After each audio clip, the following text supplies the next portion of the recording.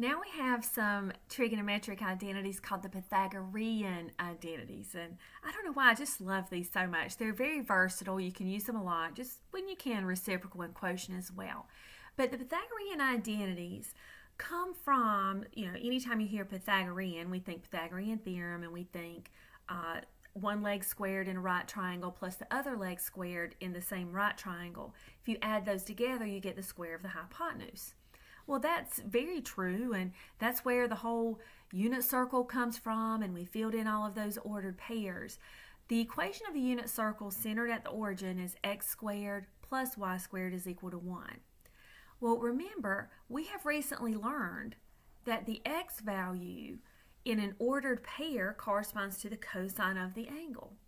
We have also recently learned that the y value corresponds to the sine of that same angle. So for any angle in our unit circle, this equation is true, and we can replace x with the cosine of t.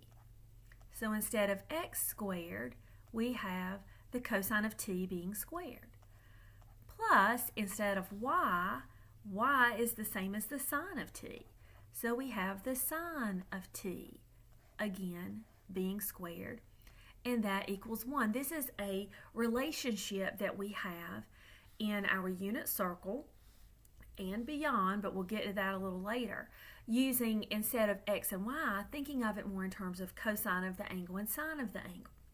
We have a little bit of an unusual way of writing the cosine of an angle that is being squared. And what we do is we put the squared symbol in between the cosine and the t. That's to remind you that it's to square the cosine, not to square the angle. So if you have, if you see that little 2 or any power for that matter in between a trigonometric function and its angle, it is saying to raise the function to that power, not the angle. Okay, and I don't want to dwell on this and be too confusing, but just to show you the difference. Let's say that we had t is equal to pi over 6. Cosine squared of t means to take the cosine of pi over 6 and square it. Okay. Well, the cosine of pi over 6 is square root of 3 over 2. And when you square that, you get 3/4. The cosine of t squared means to take the cosine of pi over 6, that angle being squared. So I'm going to use my calculator to do that because I don't know the cosine of pi squared over 36. And it's about 0.9627, which is clearly not the same as 3/4. So be careful. This is a kind of notation that you're going to have to learn, that when you see that squared in the middle, it's not talking about squaring the angle. It's talking about squaring the trigonometric value associated with that angle. So moving on, we have sine squared of t, which of course means the sine of t quantity squared, is equal to 1. This is one of our Pythagorean identities, and we usually put the sine squared of t in the front for some reason. I don't know why. It doesn't even really matter why, but we do. So that's one of the Pythagorean identities. The other two can be found by doing some quick algebraic manipulation here. So if you learn the first one, if you learn this one, you can easily derive the other two. Let's say that we went through and we divided each of these, we divided both sides of the equation by the quantity sine squared t, or the sine of t quantity squared.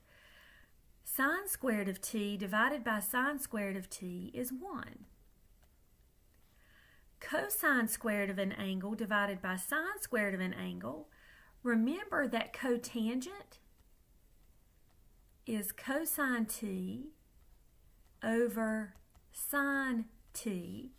So this is really cotangent squared of t. And 1 over the sine, let's remember that y is the sine of the angle.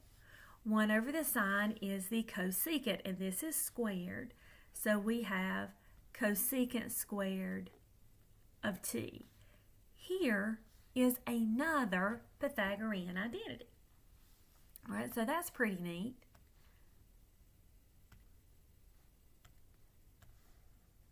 Let's say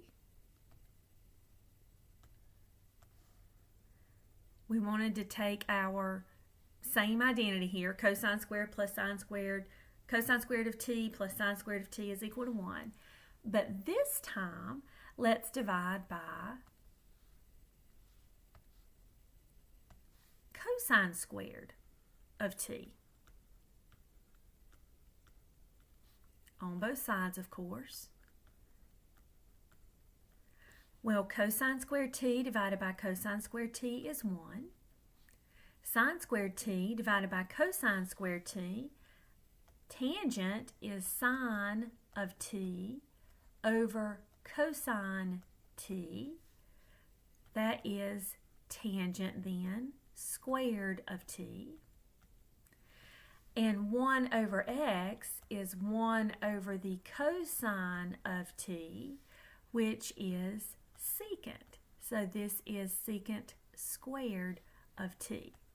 There is your third Pythagorean identity. So there are 3. One relates sine and cosine together. Another relates cotangent and cosecant together. And then a third relates tangent and secant. But please notice how if you know one, you can very quickly figure out the other 2. All right, so let's use these. Suppose we know that cosine of theta is equal to negative 5/13, and pi is less than theta, which is less than 3 pi over 2, and we're asked to find the value of the sine of theta. Well, when you first look at that, you might think, what in the world is all of this business? Well, it's more manageable than it may look. So we're going to start with just this. Here's the cosine. I'm asked to find the sine. So I want to think about any identity I know that has sine and cosine. The only 2 trigonometric functions in it are sine and cosine. Well, that's going to be this identity. I'm going to use theta since our problem is using theta. I know that the sine of theta squared plus the cosine of theta, that quantity squared, is equal to 1 by the Pythagorean identity. Easy for me to say. All right. Well, let's think about what we know and what we don't know. I know the cosine of theta is negative 5/13. So I can replace cosine of theta with negative 5/13. Remember that this really just means the cosine of theta, that quantity squared. So I do need to square that. I'm looking for the sine of theta. I don't know that, so I'm going to leave that as is. And then here we have 1. This is an equation that I'm able to solve. And so let's do that. When we square negative 5/13, we get 25 over 169. If I subtract 25 over 169 on both sides,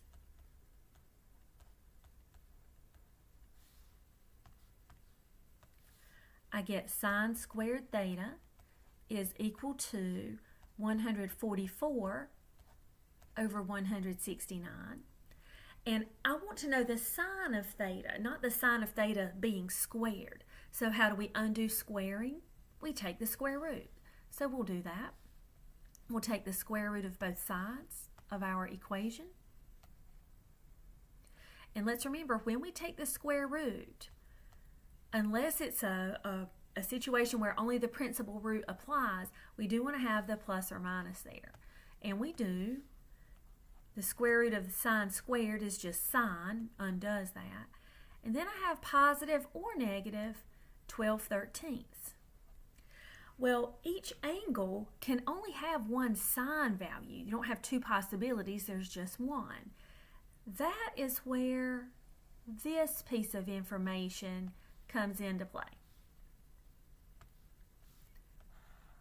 We are told here that theta is between pi over 2 and 3 pi over 2. So I want you to think with me for a minute about our quadrants.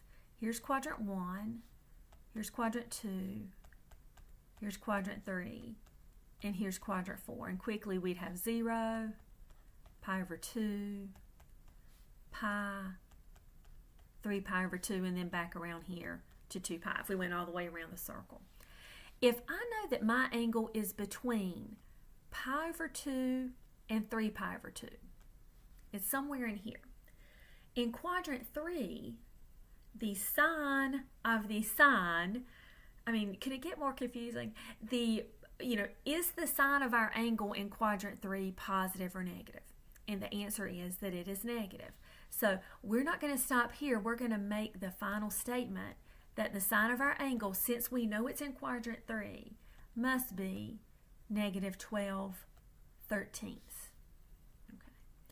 And then we are able to use those Pythagorean identities to solve for something else within that same identity. So if I know the cotangent, I can find the cosecant. If I know the cosecant, I can find the cotangent. And similarly with tangent and secant.